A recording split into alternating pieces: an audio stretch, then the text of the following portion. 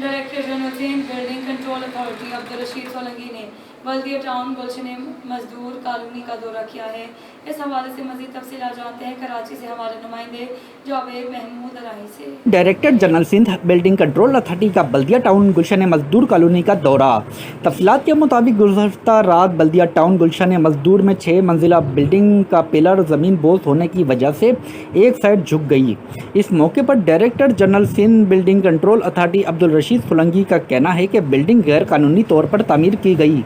Building में नाकिस material इस्तेमाल किया गया था। बिल्डिंग बनाने वाले कॉन्ट्रैक्टर और मालिक के खिलाफ FIR दर्ज कराने का फैसला किया है। Director general Sindh building control authority Abdul Rashid Solanki का मजीद कहना है कि टेक्निकल कमेटी की रिपोर्ट पर इमारत का इंदाम शुरू कर दिया गया है। नाकिस व गैर मियारी तामीरात के सबब इमारती कॉलम्स बोझ बर्दाश्त ना कर सके। इमारत एक जानिब झुक गई थी। शहरियों से अपील है कि अंदरूनी या बैरूनी स्ट्रक्चर नकाइस की हामिल इमारतों की निशानदही की जाए।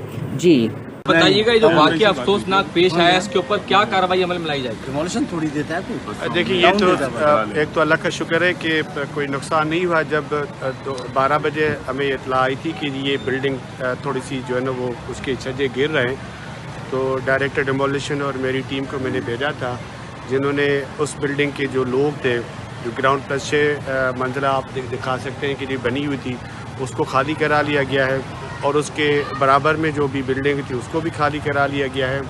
और मैं ख़ुद भी अभी यहाँ आया हूँ और अभी हम जो इसको डेंजरस डिक्लेयर करार दे के इसको डिमोलिशन आज ही अभी से ही शुरू करा देंगे और डिस्ट्रिक्ट एडमिनिस्ट्रेशन को भी हम इत्तला कर रहे हैं।